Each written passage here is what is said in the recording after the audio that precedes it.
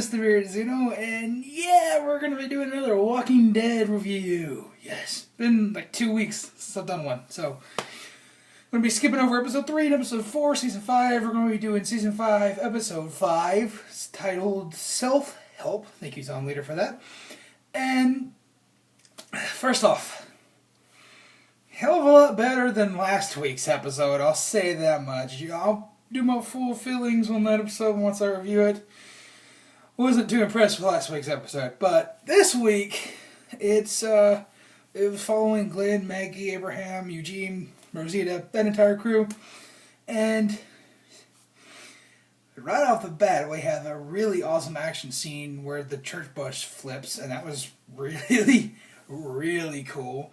And we find out later that that was Eugene's fault because he put glass inside the gas, I think that's what he said.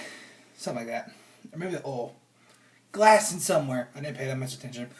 Anyways, they get out of there, they go and hide in the supermarket, and that's when they decided, hey, we're going to try and take on Game of Thrones in the sex department. Let's have Abraham bone Rosita because reasons. It just kind of came out of nowhere, and still, I jokingly said it's making fun of, trying to catch up to Game of Thrones. Nothing like Game of Thrones sex. No. Game of Thrones is borderline porn. This is pretty safe cable. I'll say that right now. And you see Eugene watching, and that's when he tells, I forgot her name.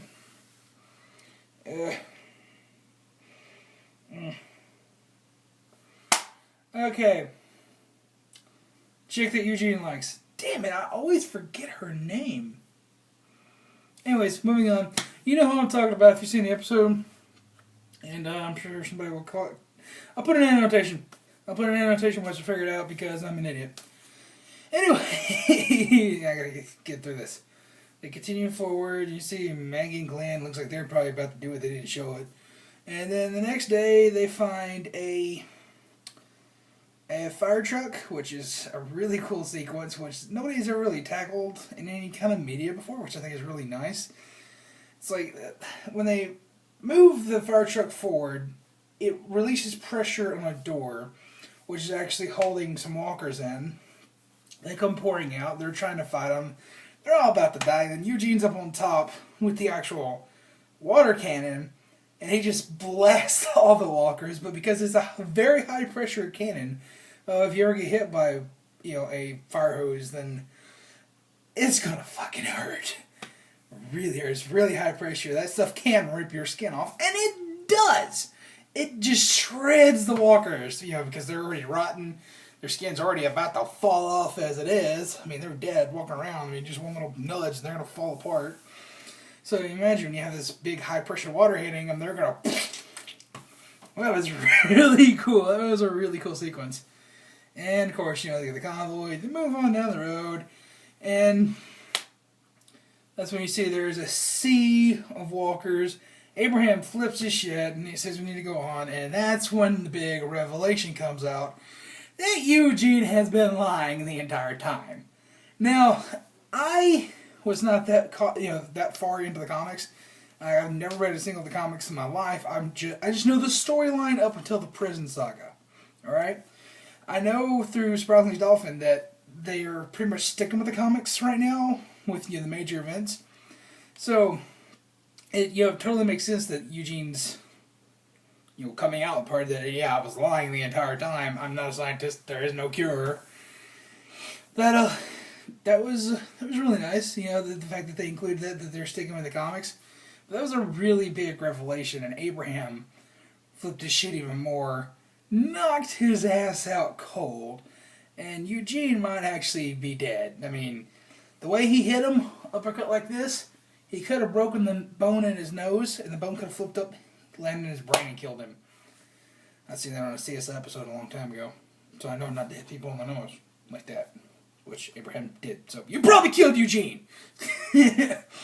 And he goes up on his own, goes to the knees, and shows a flashback, which, by the way, these flashbacks have been throughout the entire episode, and I neglected to talk about them until now because I think they're all supposed to be one cohesive scene. This is going to be my biggest gripe about the episode.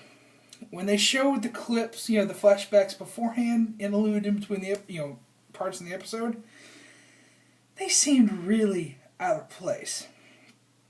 Tonally, they seemed out of place, especially the second one. The first one, it kind of fit, but the cuts, oh my god, the cuts were so bad. That is some of the worst editing choices I've ever seen on television, honestly. Like, mid-music, mid-scene, it would just stop.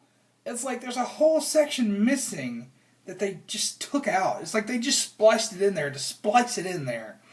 Really jarring transition, and I didn't like that. I didn't like that at all. It's just like, quiet. And I know Bear McCreary, the composer, wasn't actually composed like that. He composed the music for one cohesive scene. And I'm pretty sure if you were to splice those scenes together, all the flashbacks, the music would be one continuous piece. That's probably the way it was supposed to be viewed. So, more likely, either the flashback was supposed to be the entire beginning, the opener, or it's supposed to be the entire closer. And somewhere down the line, they decided, hey, let's splice it up, interlude it in between a few of these other scenes, and, just lay the seeds until we get to the end. I don't like that choice. That is the biggest crime this episode committed to me, is just that those scenes are just so jarring, going, It's the way it felt. And I don't like that kind of editing at all. Anyways, that was my biggest gripe against the episode. And just talk about when the flashbacks, you see Abraham killing some people in the supermarket. See his family dies, then you see him meeting Eugene for the first time because he had a gun in his mouth about to kill himself, and Eugene saved him by saying, hey, I can save everybody I know the cure. You gotta get me to Washington, D.C. And it all ties really nicely. And I like that they had the flashback there, or just the way they edited it. No. But, to give this actual episode a score, the content was really, really good.